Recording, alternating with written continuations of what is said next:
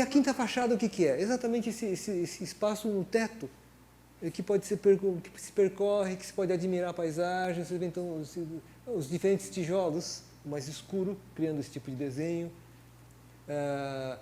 Como é feito esse acabamento, né? Enfim, se vocês começarem a prestar atenção na forma como uma junta, como é que ele vai trabalhando isso detalhado, é algo extraordinário, assim, dentro daquela perspectiva colombiana do tijolo como sendo a grande matéria-prima, o grande material da arquitetura colombiana. E essa combinação do concreto aparente, né, com um certo tipo de forma, um certo tipo de paginação, e depois vocês estão vendo esses tijolos, o rodapé, como é que é desenhado, e assim por diante. Mas veja, esse é um percurso, esse é um teto que você pode percorrer. Aqui nós estamos vendo agora, do piso superior, este ambiente, as diferentes paisagens, né, possíveis percorrendo o teto.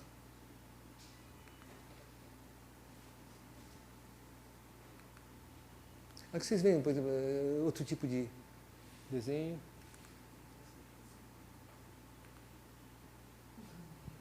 Roberto.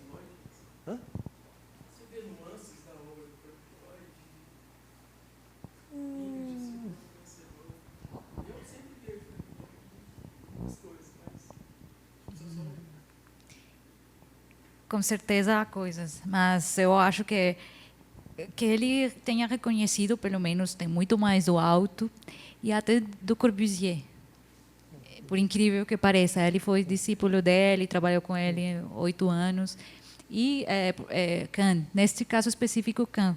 Acho que a gente não vai chegar a falar na composição volumétrica e geométrica, mas é uma síntese esta obra de explorações de tipo formal que começaram com os anos corbusianos e que incorporaram elementos tanto da arquitetura muçulmana, quanto da arquitetura mexicana, da arquitetura Teotihuacan, por exemplo, Monte Albán, e com certeza de Kahn. Agora, eu acho que o tema de Wright é muito mais no gesto, o detalhe específico, mais do que no espaço geral, na conceito geral. Pode ser que nas primeiras casas dele, anos 60 e 80, 70.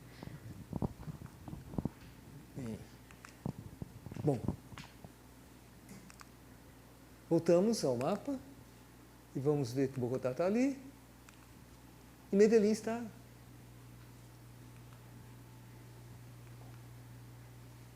ali. Cordilheira Central. Na cordilheira. E se a gente chegar perto, a gente vai perceber que Medellín é um fundo de vale. É um fundo de vale norte-sul, sul-norte. E a cidade vai subindo pelos morros. Subindo. É uma cidade de o quê? Agora, quantos? 2, 3 milhões? Quase 3 milhões de habitantes. Bom, Medellín era conhecido, quer dizer, infelizmente são situações sempre perversas, né? Havia o cartel de Cali. Depois houve o cartel de Medellín. Não, foi ao contrário. Não, mas aqui nessa ordem aqui, a grande figura foi esse senhor chamado Pablo Escobar, isso é uma notícia do Jornal do Brasil, né? Chefe do cartel de Medellín foge da prisão. Esses senhores eram poderosos, né? Poderosos, porque eram os grandes chefões dos cartéis, né? Há uma história que não sei se é verdade, mas diz que o Pablo Escobar propôs pagar a dívida externa da Colômbia. Propôs e fez muita coisa. E ele é amado ainda hoje por muitos moradores de Medellín, porque ele dava mesmo, construiu quadras para eles. Até no futebol, houve o Libertadores que ganhou um time de Medellín, foi com verba dele. Foi o homem mais rico do planeta no momento dado, nos anos 80.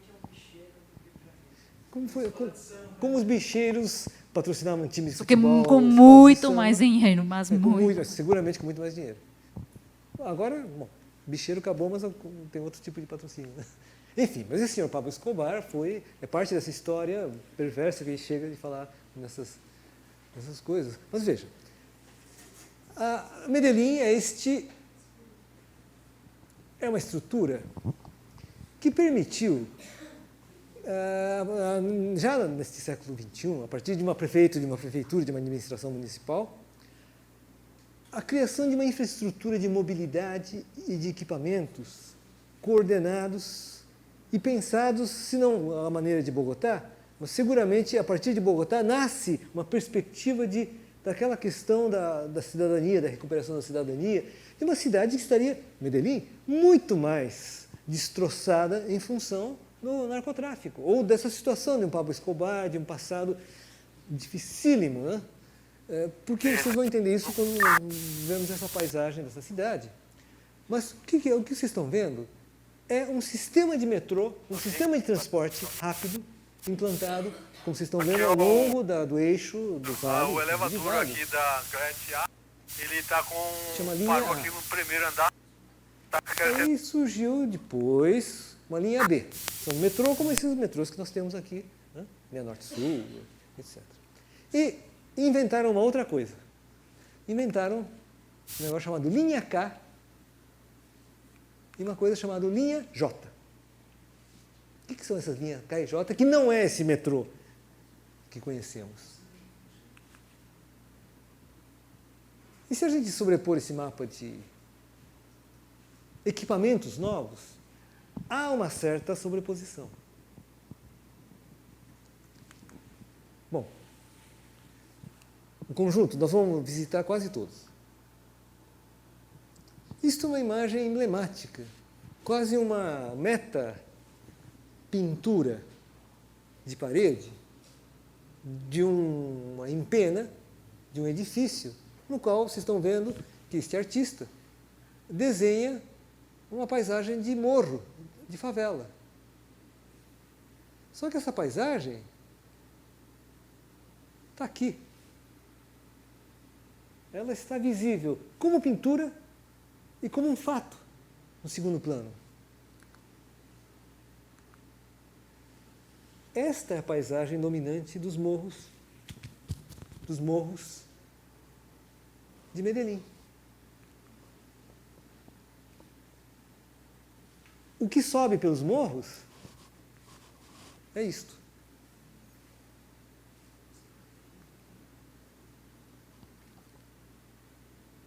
Tudo isso aqui, claro, não tudo, né? Mas uma boa parte do que está aqui nas franjas, e sobretudo aqui, cada vez mais para cima e para fora, é aquela paisagem que nós vimos. Então, essa linha A estabeleceu uma ligação norte e sul de rápida mobilidade, ok? E a linha B igualmente para aquele lado. Aí, a linha J, a primeira desta experiência, que é, vamos chegar perto, estamos vendo a linha A, a linha J, que é eu tenho a impressão, aqui eu acho que não esticaram mais, eu não sei se esticaram. Mas essa linha J, vocês estão vendo, aqui é a cidade formal, né? Mais ou menos formal, né? E daqui para cá começa uma coisa meio, uma trama. E esta linha J.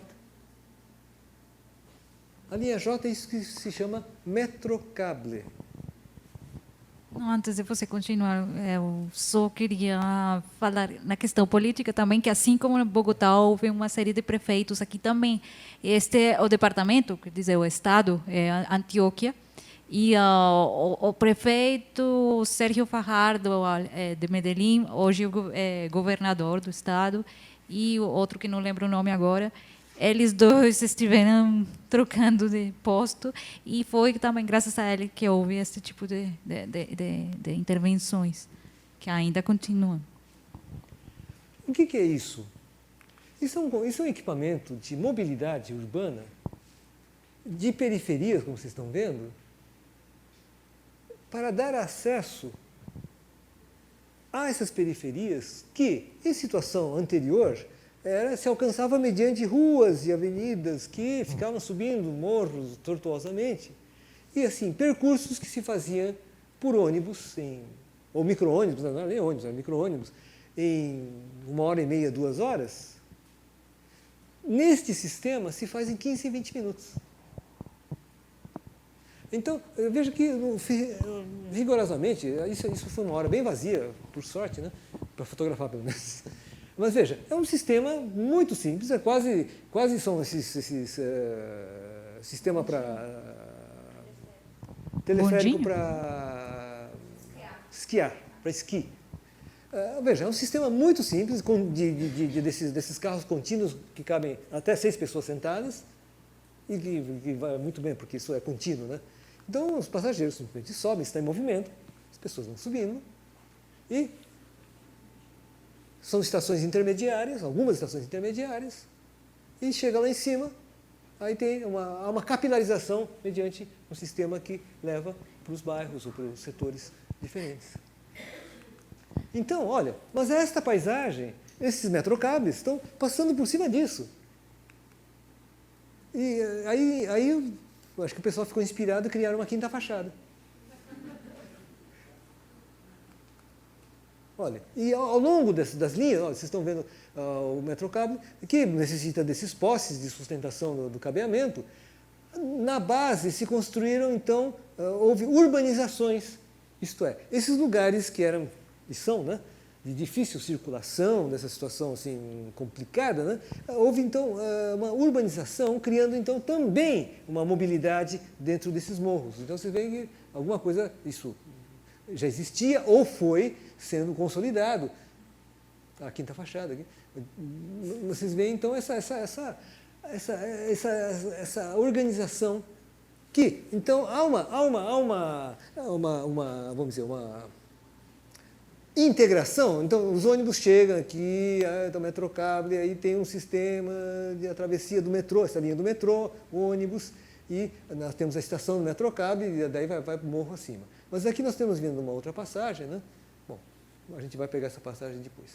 Vamos pegar aquela outra linha, que é a linha K. Essa linha K parece que já esticou um pouquinho mais, a notícia é que já esticou um pouco mais. O que é essa linha K? É o mesmo procedimento. Um entroncamento, um ramal da linha do metrô, que sobe, ó, tudo isso aqui, é esta paisagem. Esta paisagem, olha, sai da estação e vai embora. Vai embora. Aqui dá para ver uma hora com um pouco mais de movimento. Diga. Não, eu sei que você vai chegar na biblioteca, então antes de chegar lá, agora já há uma integração com um novo sistema que inaugurou faz um ano, um pouco mais, que é o Metro Plus, que é o equivalente ao Transmilênio de Bogotá.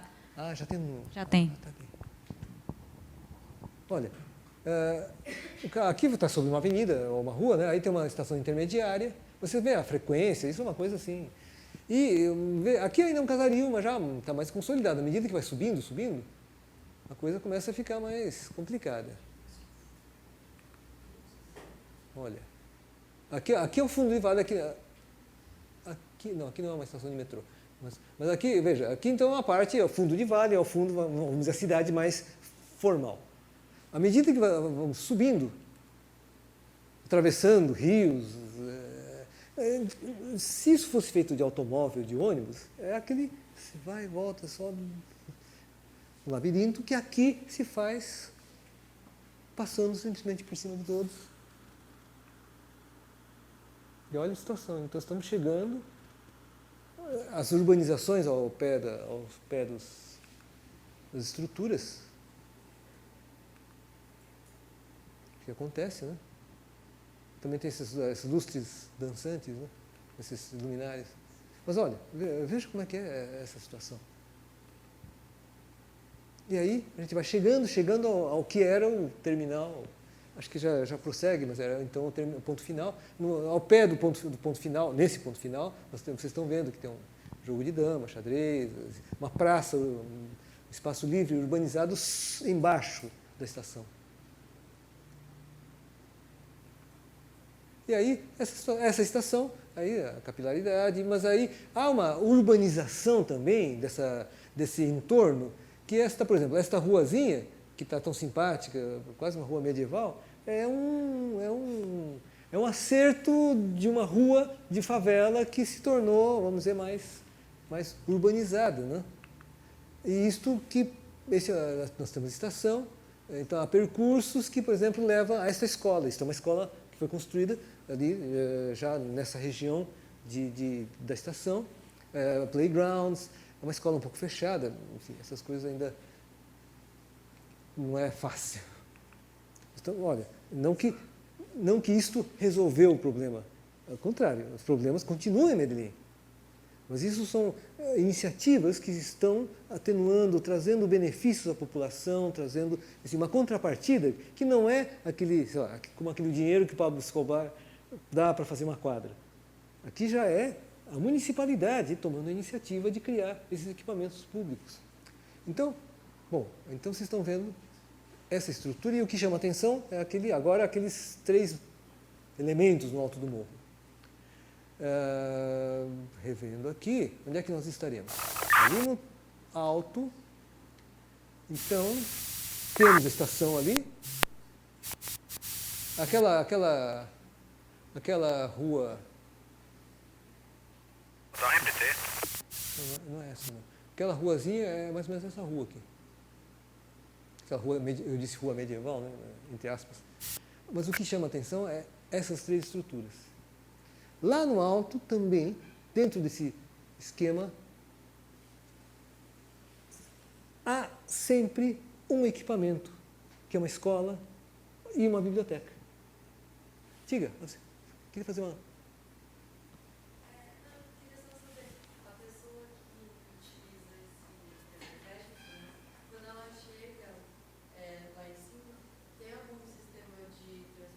Tem micro-ônibus. Micro-ônibus, vans.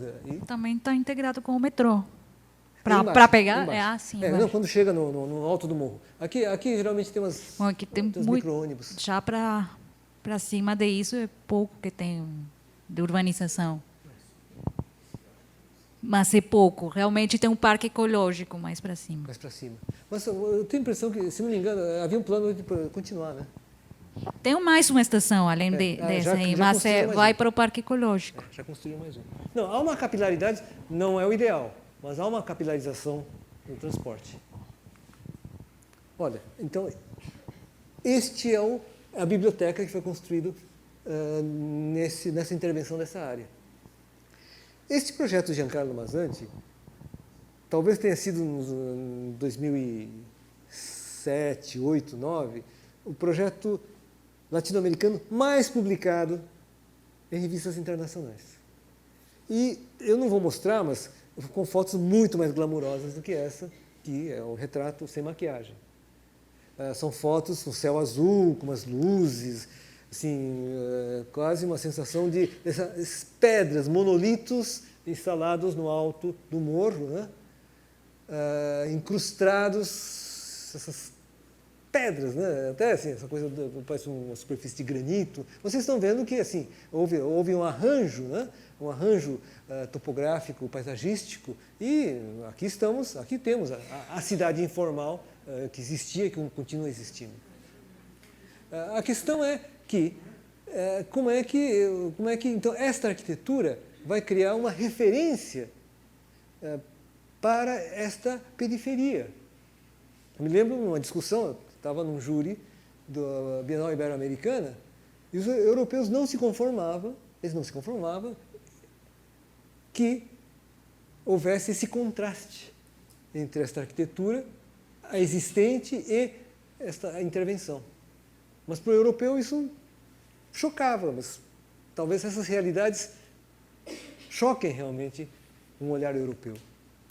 Enfim, o Mazzanti é um arquiteto, enfim, hábil. Vamos dar uma volta, né? Assim, há coisas de design, vem essa grade que fica assim, dá esse desenho. Sim, há um desenho, há um cuidado. Esse não é tijolo, não é tijolo. Este vai ser um dos problemas, motivo das grandes críticas, porque, olha, parece um edifício de pedra, né? Ou quase de pedra. Tá bonito, assim, cores. Aqui nós temos, então, por exemplo, vamos entrar aqui, tem um mirante, uma espécie de mirante, né? E o mirante dá para olhar, enfim, tem umas coisas desse tipo, mas só do mirante, porque do edifício mesmo, como vocês observaram, é uma caixa fechada. É uma caixa fechada com essas aberturas, como vocês estão vendo, poucas aberturas, e a gente não entende bem se isso tem andares aqui, como é que isso funciona, porque é muito mais impressão de uma rocha, de uma pedra incrustada. E aí começam os problemas, né? Porque esta forma, essa pedra, na verdade é um invólucro, é um envelope, e que a gente vê que precisa de muita manutenção. Vocês estão vendo que estão repondo todas as plaquinhas de pedra. Por quê? Olhando por dentro, esse edifício é um invólucro de gesso cartonado. Daí vocês verem, por exemplo, que é um grande problema. Mas por dentro vocês olham, tudo legal, etc. Isso daqui é a parte infantil, né? Um pouco assim, reflete aquele programa de Bogotá, das bibliotecas de Bogotá. Enfim, isso deriva um pouco essas bibliotecas para bibliotecas. Mas o que acontece? Enfim, há situações assim, a coisa está estourando, não se alcança isso é gesso cartonado, né? Drywall, né? É um pepino isso. É um pepino do ponto de vista construtivo e de manutenção. Porque rigorosamente esse edifício é um conjunto de lajes e vigas, como vocês estão vendo aqui, que crescem 4 ou 5 pisos, não me lembro, e envolto por drywall. Então, E Medellín é super úmido, muito úmido. Chove o tempo todo. Tem um efeito espetacular. E foi publicado nas capas, eu acho que saiu até na capa da Casa Bela, essas revistas assim, hiper badaladas. Mas a gente vai ver, é um cenário, é um negócio que está caindo. Não sei como é que está hoje, depois de 5, 6 anos inaugurados. Né? Não sei como é que está. Um pouquinho melhor, eu fui em 2011. 11 estava passaram um pouco de gesso lá para resolver. Hoje já deve estar caindo de novo. Eles devem estar acertando de algum jeito, porque estava derretendo, né? Estava derretendo. Esses foram concursos, né? Foi todos concursos, Todos concursos. É uma diferença conosco. E Mazanti é muito hábil, ele tem ganho, acho que 80% dos concursos públicos na Colômbia nos últimos, 8 anos, 7 anos. Nós vamos ver mais 2 obras. Bom, 80 mensageiro, mas 70 tem. Olha, esse daqui é do Javier Vera, é o Parque Biblioteca. Tem outros 30. Vera ganhou outros 30%. O Javier Vera é um jovem arquiteto de Medellín que fez o projeto das estações do Transmilênio, ganhou o concurso das estações do Transmilênio. E vocês vão ver uma diferença, nós estamos na linha A, né? Linha B, a linha J, e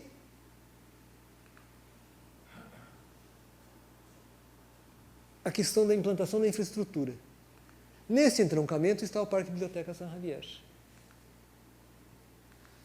que tem a biblioteca e uma escola ao lado. Aqui está a estação, a biblioteca e o Transmilênio segue para cá. Desculpe, o Metrocable segue para cá. Nossa. Olha, esse aqui está a estação, já tinha uma escola no pé. A estação, aqui está o metrô, a integração do metrô, a estação do Metrocable. E se a gente seguir o caminho, encontramos essas estruturas que também acompanham todos os programas das bibliotecas, parques de Medellín, que são, assim, vamos dizer, o equivalente ao SEBRAE.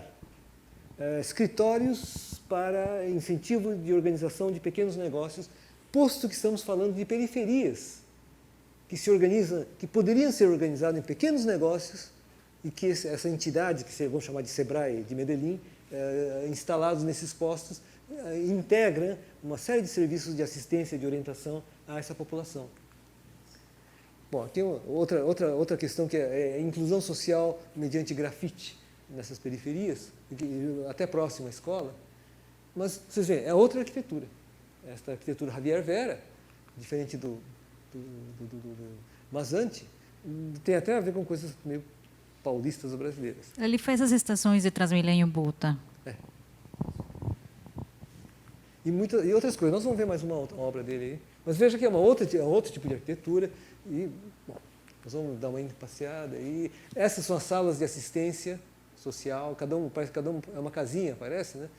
São salas. E a entrada mesmo se faz ou por aqui,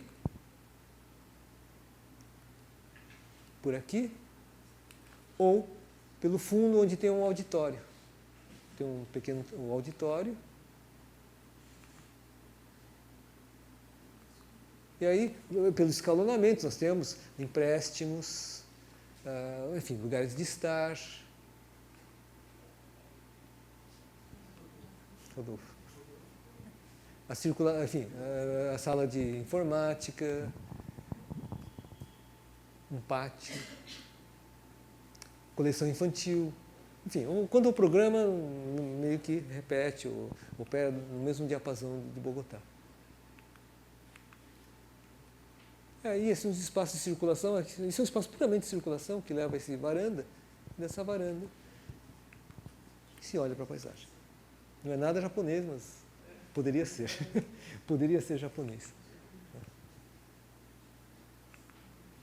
E a escola, né? A escola no fundo. Bom, vamos dar uma olhada agora numa série de equipamentos do conjunto. Este centro ali tem uma série de equipamentos que nós vamos ver, começando ali pela biblioteca, uma outra biblioteca. Isso é um centro, vamos dizer que é uma espécie de centro, uma área mais densa. E nós vemos a biblioteca e a Plaza de la Luz, a Plaza Cisneros. Nós temos uma biblioteca e a Plaza Cisneros, e aqui são dois edifícios antigos, que foram recuperados, restaurados, que fazem parte um pouco do desenho dessa praça. Esta é a Plaza de Cisneros, ou Plaza de la Luz, porque esses elementos são luminosos, isto é, elas têm um decor noturno, e que está integrado então a essa visão desse edifício que é a biblioteca das empresas públicas de Medellín, mas é uma biblioteca no final das contas. E, enfim, isso é um edifício que integra como biblioteca o espaço de frente que é essa Plaza Cisneros, Plaza de la Luz. É uma praça seca, como vocês estão vendo, com uma pequena área arborizada, e que forma então um pouco essa paisagem, um tanto quanto surrealista, mas que eu não vi isto à noite, mas o que eu posso trazer para vocês, aqui são aquelas casas antigas que foram recuperadas, né, lá no fundo, o que eu posso trazer são reproduções do que seria essa imagem noturna. São reproduções.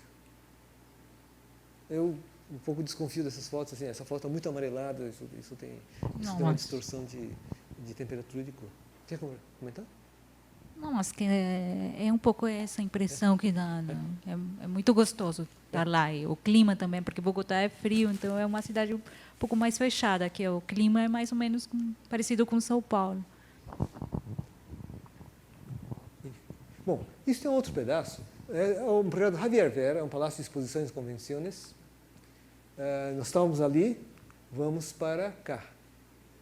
Aqui nós temos, então, um conjunto de equipamentos.